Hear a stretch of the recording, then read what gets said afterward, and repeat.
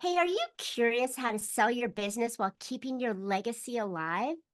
Join us for a game changing episode with my guest, Kelly Finnell, one of the nation's leading ESOP experts and the author of the ESOP Coach. Kelly brings clarity to the often misunderstood world of ESOPs, breaking down what makes them so powerful and employee focused alternative to the traditional M&A market. In this episode, he'll tackle key questions like what exactly is an ESOP, how do you benefit, how do the owners and employees benefit, and what myths might be holding you back from considering one. So, if you're looking for a transition in your business, even a future transition in your business, in a way that preserves its values and empowers your team, you don't want to miss this conversation. So, join me on today's episode of Profit with a Plan as we find out if an ESOP could be in the future of your business legacy.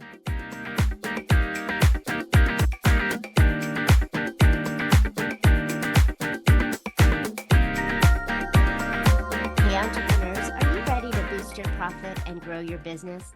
Welcome to Profit with a Plan, where we share strategies to help you scale your company, increase profitability, and set up for a successful exit.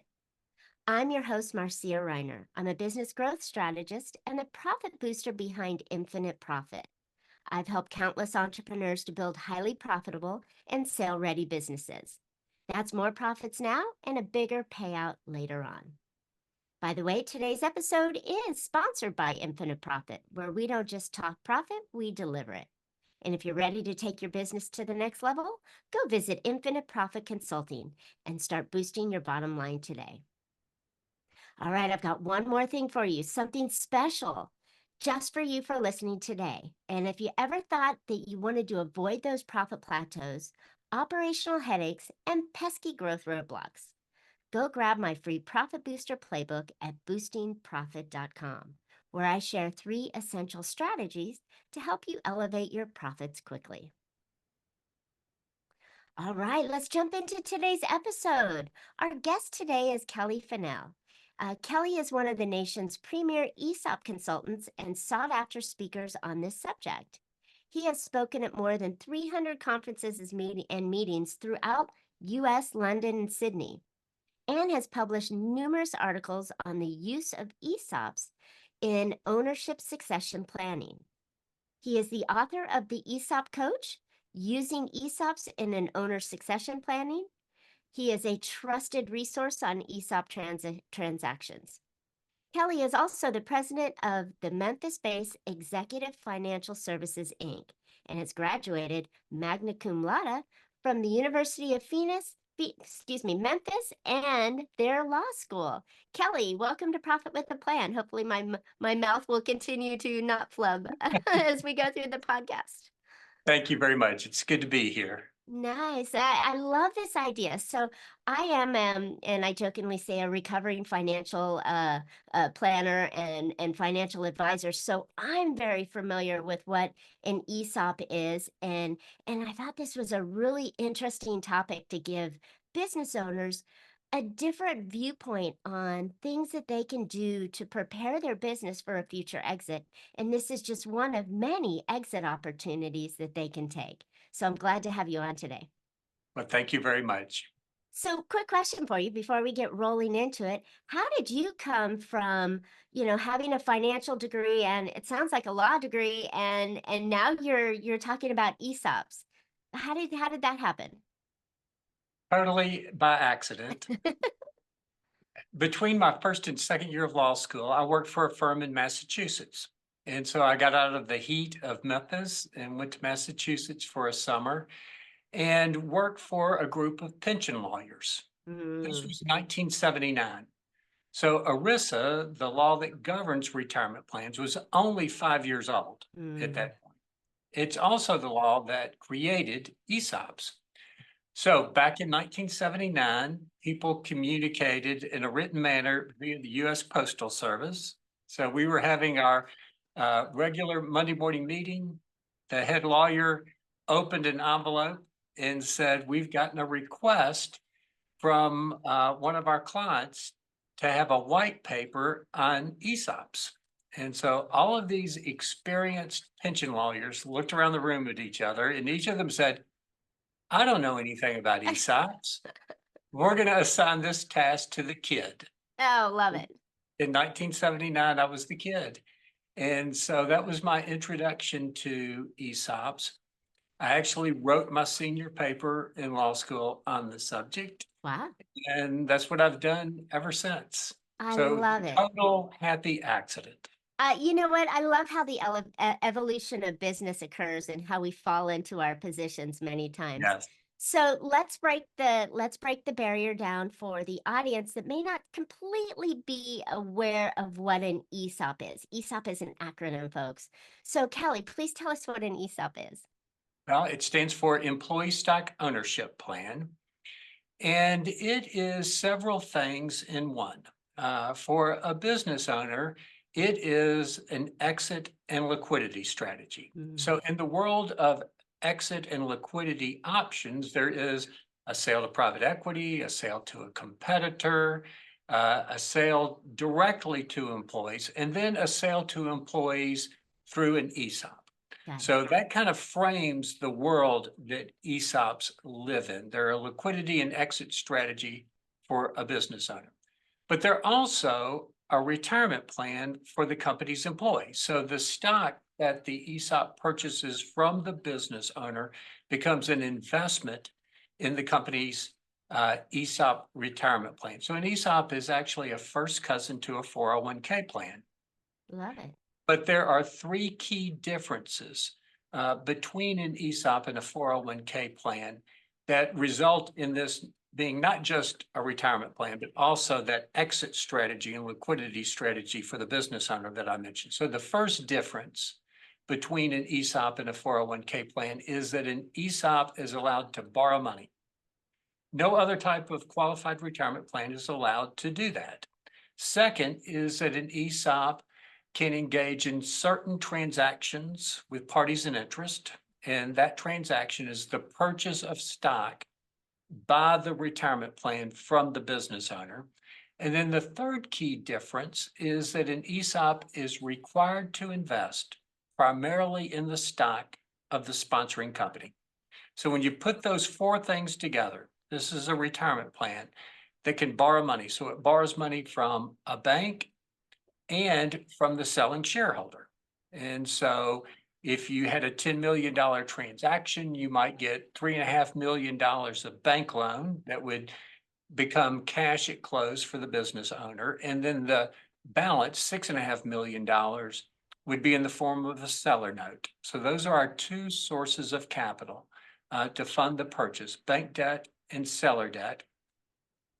Once that debt is in place, the ESOP has the capital that it needs to purchase the stock. So the capital, which is the bank loan and the seller note, goes to the business owner, and the stock comes into the ESOP retirement plan, where over time it's divided up among the company's employees' accounts within the ESOP. And then over a period of time, the company makes contributions to the ESOP from the company's profits, just like the company would make a contribution to a profit sharing plan. And that contribution is used to repay the debt. Got it. Got it. And so this is a way for a company to sell to its employees and solve the two problems that always exist in a sale to employees. Employees never have the capital. I was just going to say, they never have the capital to buy out the owners. So this plan seems like it gives the ownership to the employees, right? Which they really, it has so many additional benefits that I'm sure we'll talk about here in a little while. But it also gives the owner that opportunity to get out of the business, take his equity out, and either continue on a little while longer or exit officially, right? Yep, exactly. So this gives a company a way to sell to its employees with it being financed not by the employees, but by the company. Got it. And by Uncle Sam through the tax benefits that are available to ESOPs. I love it. I love it. Okay, so that hopefully the listeners understood and followed that methodology because it is really very similar to a 401k retirement plan where the company contributes, a matching or 5% into the company and then the employee puts in money into this as a retirement plan. And usually you're buying in that 401k mutual funds of other companies. So it's very similar, but you're buying stock in your own company, Very which well said. in reality, you're working now harder to make sure that that company is profitable because that's the value of your investment, your retirement investment, or at least a portion of your retirement investment. Exactly right. So an ESOP gives a company a way to put all of the employees in the same boat, rowing in the same direction, because the more profitable the company is, the more wealth employees are going to have when they leave. Love it. And then, so this is how you form an ESOP.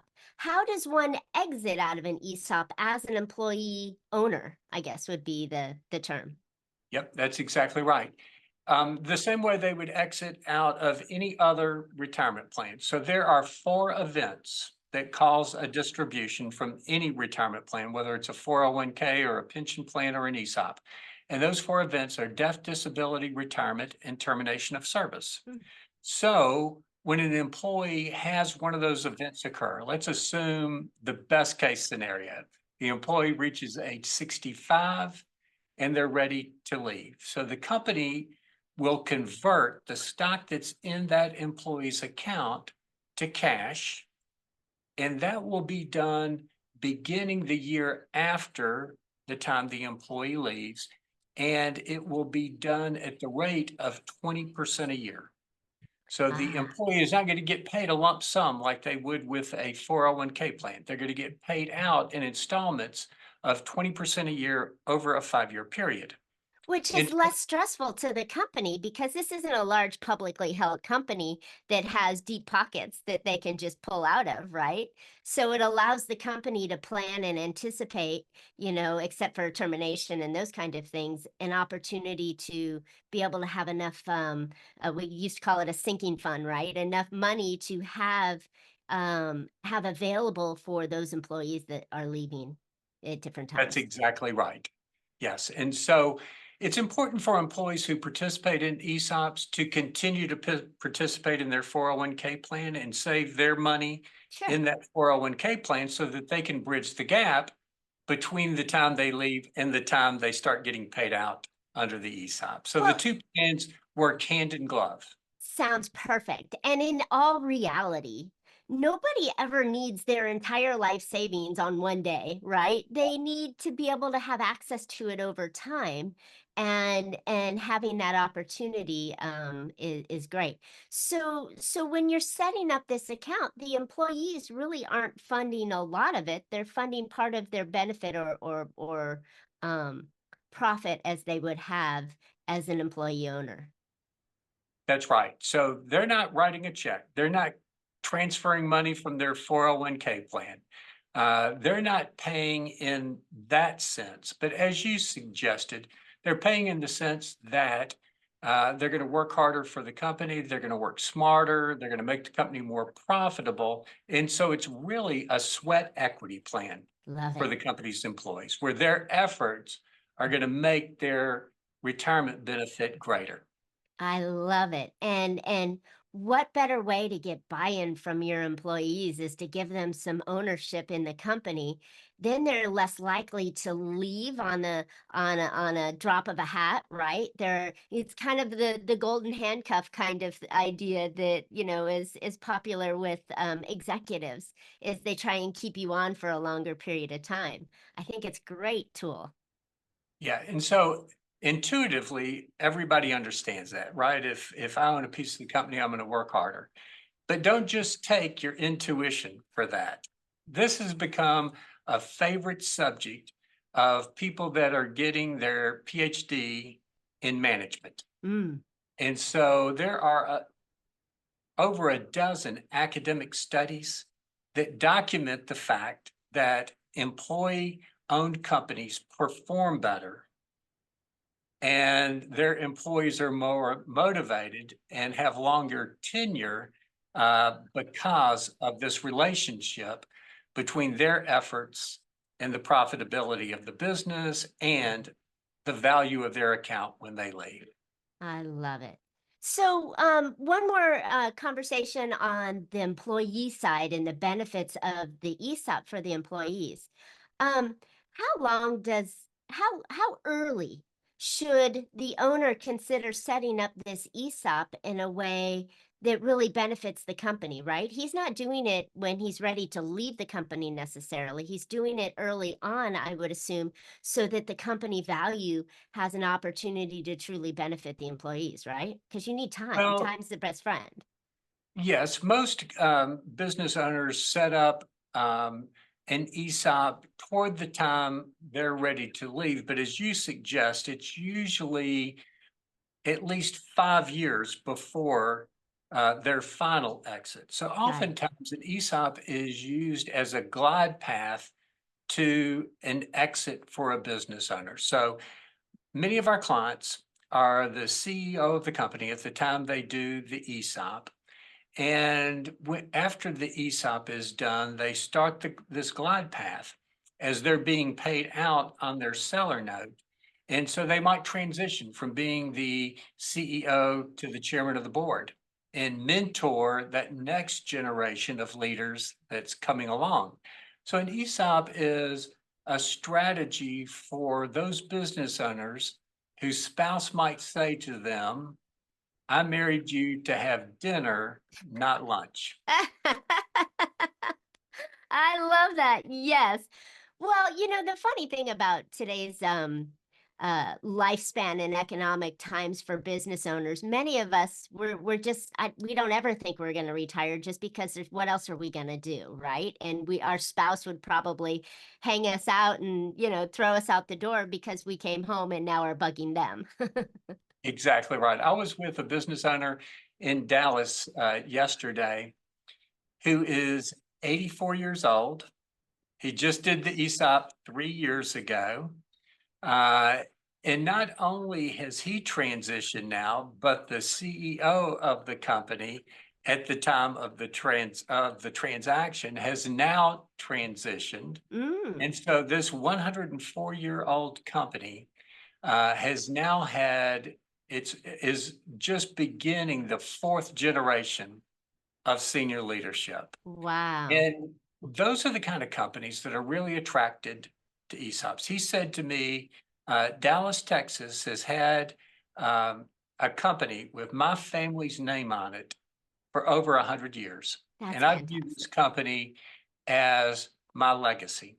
And I want to make sure that for the next 100 years, there's a company in Dallas with my family's name on it. And I know if I sell to private equity, that's not going to happen.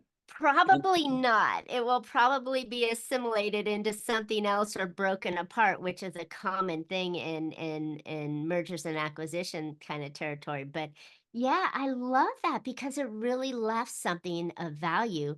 And it's something that can continue, which in my mind, as an exit strategist and business planner, I'm always thinking about this is you created this separate entity. It doesn't die when you die. It can continue on for generations to I, come, as you mentioned, which is a fantastic legacy. yep, And your your children and their children can actually have part of it and be part of the company if that's what you write into the plan, and still have your non-birth children, your employees, be part of the company as well. that's exactly right. I think for legacy, it's fantastic. And, when done well, the owner still gets paid out. He still gets paid out. He gets time to form the next group of leaders coming in. And the funny thing that always caught me early on when I learned about ESOPs, I'm like, well, how do you train the employees to run the company? And I'm like, you don't. They're just buying into it, through sweat labor.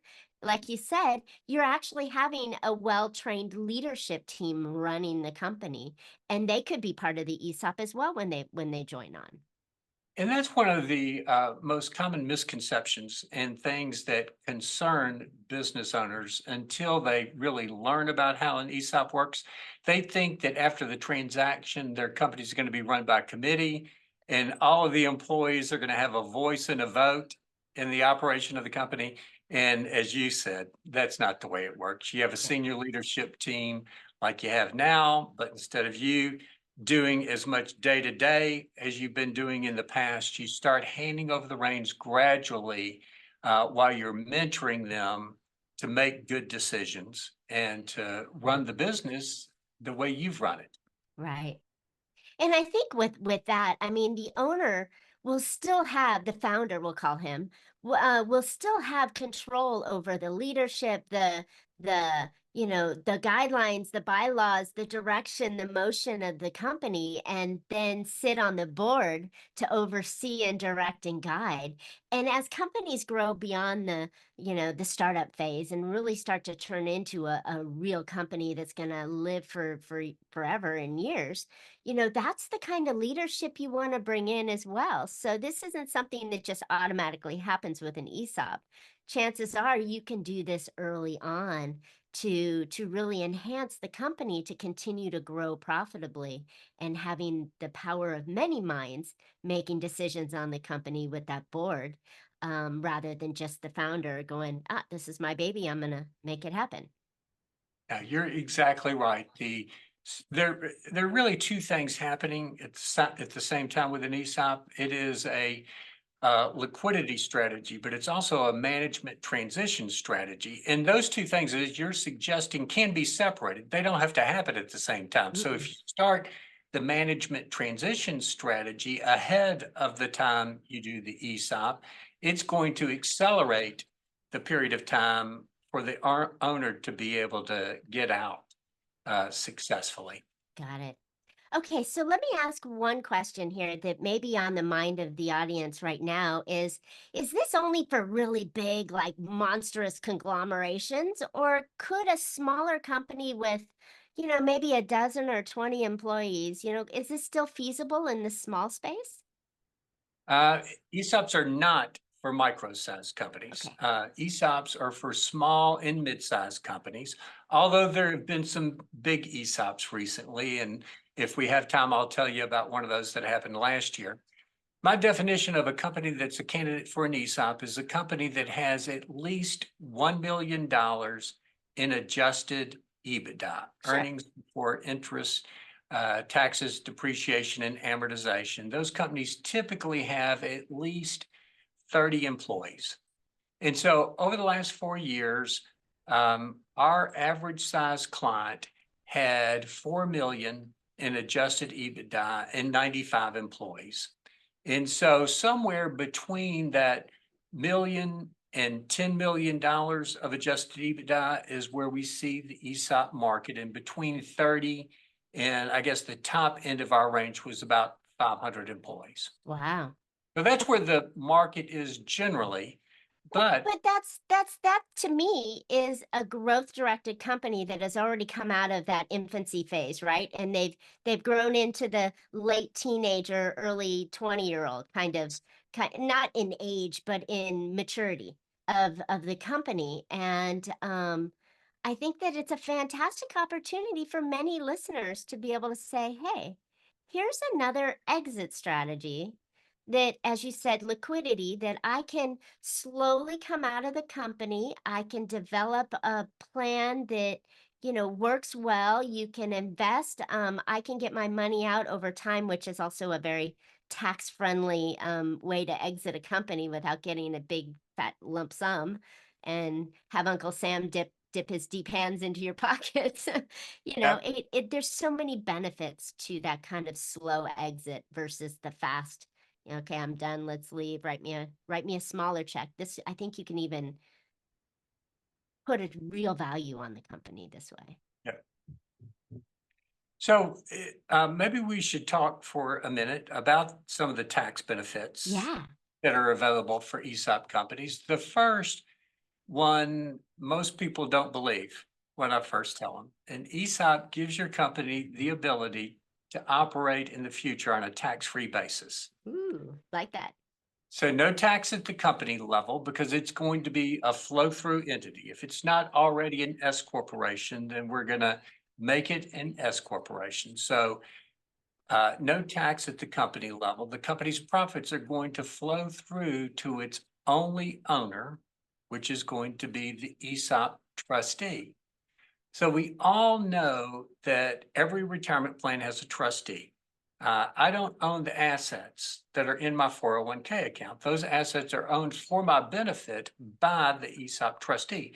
So at the end of every year, I get a tax reporting for all of the gains in my various investment accounts, except for one, and that's my 401k plan.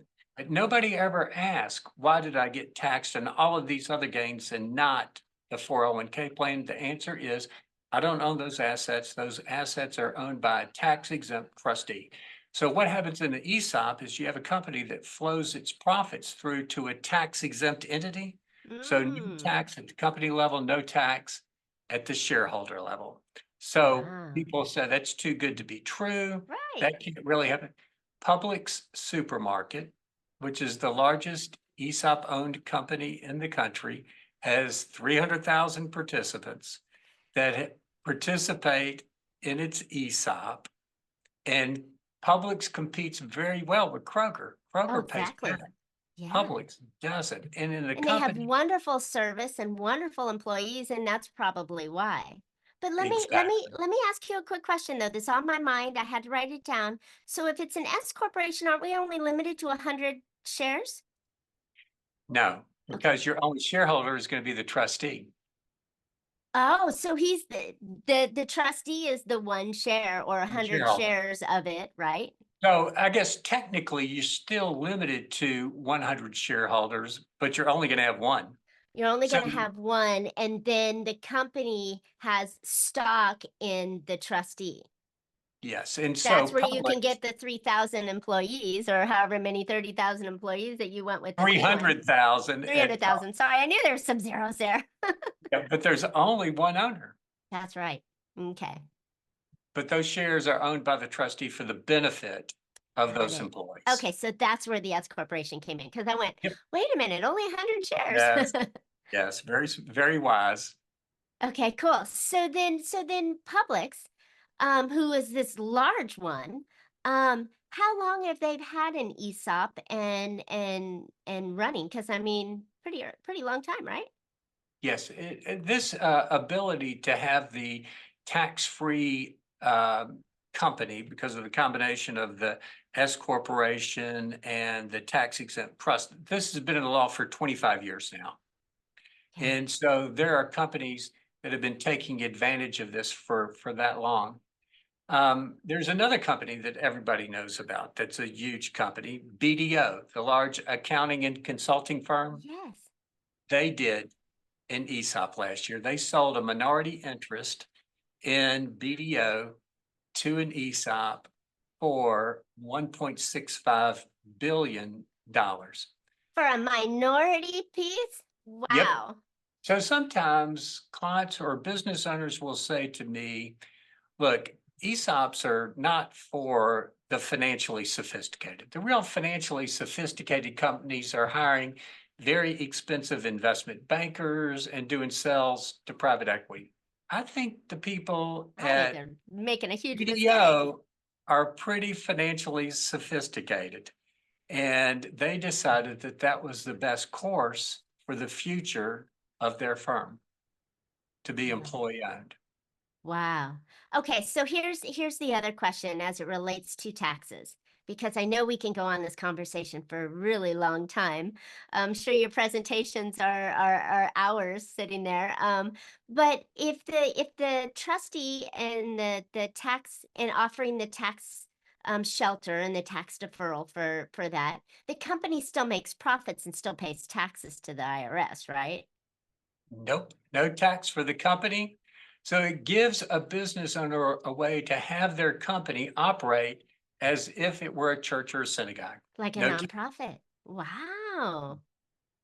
I know Wow. So I what a made smart move on companies like Publix and BDO that move their company into that sphere. So then now, everybody's making more of their money. And what a smart decision by Congress to allow companies to do this. They are encouraging business owners, providing this incredibly strong incentive to encourage business owners to share the wealth with their employees. And I so love that. people often say, this can't last. This is too good to be true, despite the fact that it's been in the law since 1974. People are still a little cynical. But when you think about it, everybody in Congress loves ESOPs. Republicans love ESOPs because of the tax benefits that they offer business owners. Democrats love ESOPs because this is the ultimate redistribution of wealth strategy. If a business owner sells to private equity, that's a rich person selling to more rich people. Yep. If they sell to an ESOP, it's a rich person selling to their middle class owners. Wow. I love it. This is such a perfect conversation to have in a time of volatility in the political races that we've had and the craziness that's going on, but also to reinvest. When I encourage my business owners that I work with to consider that they're not only providing a for-profit business for their own family, right? But they're providing a business and income structure for their employees and for the community as their customers. And so these three markets, the family, the employees, and the community, all benefit from their company, and therefore they need to have that legacy. And this just really ingrains that feeling and that thought process is that you're giving to your employees, you're keeping the business strong so the community who is filled with your family and employees everybody wins. Absolutely right. Hmm. Such a good idea, Kelly. I'm so glad that those guys back in 79 said, give it to the young kid because it's only been around for 5 years or 4 years. We don't know what we're doing. Give it to the young kid, and he's made something fantastic out of it. Well, thank you. Yeah, this is a super place. So, Kelly, this is, like I said, we can talk on this for days, but where can listeners find out more about an ESOP and whether it would be a right decision for their growing company and to learn more of the ins and outs of it? We've got a very robust website, and so I would encourage people to go there. The website address is execfin, EXECFIN, execfin.com, and they'll find lots of videos, articles. I also would encourage you to go to Amazon, look at my book, The ESOP Coach, that's on Amazon. Do everything that you can to get additional information about what an ESOP is and how it works. And uh, take the time to dispel some of the myths and some of the misunderstandings that people have about ESOPs. This is a great strategy that, as I said, is being utilized by some very financially sophisticated businesses. And with tremendous benefits that go across the board. So that's why I was like, oh, this is such a good conversation to have and let business owners know that your profitability can be created and valued and extended through a legacy and shared with many. So I love this idea. And the owner Yeah. still walks away with the money that they earned by being the owner and founder of the company. So win, win, win kind of strategy. Every Those are my favorite. everybody wins except Uncle Sam. Well, let's see who wants to battle that one. Yeah. I think it's a great idea. Awesome. All right, listeners, thanks for tuning in today. I hope you picked up some valuable insights and actionable ideas that will make your business become more profitable. And I think having just one more potential exit strategy for your successful business or a desire or goal to drive your business to a certain point where you can take advantage of this and reward everybody around you in a way that like everybody wins. So I think this is a fantastic tool for today's business owners. All right. As I mentioned earlier, if you want to take your business to the next level, make sure you grab my free Profit Booster Playbook at boostingprofit.com, where I break down the steps to drive profit, streamline your operations, and prepare your business for future growth. Don't forget to subscribe. You don't want to miss future shows. And you can always catch Profit with a Plan on your favorite podcast platforms. We're looking forward to more profitable information on next week's show. So until then, make your plans and profit with them. Thank you so much, Kelly. This is fantastic. Thank you very much.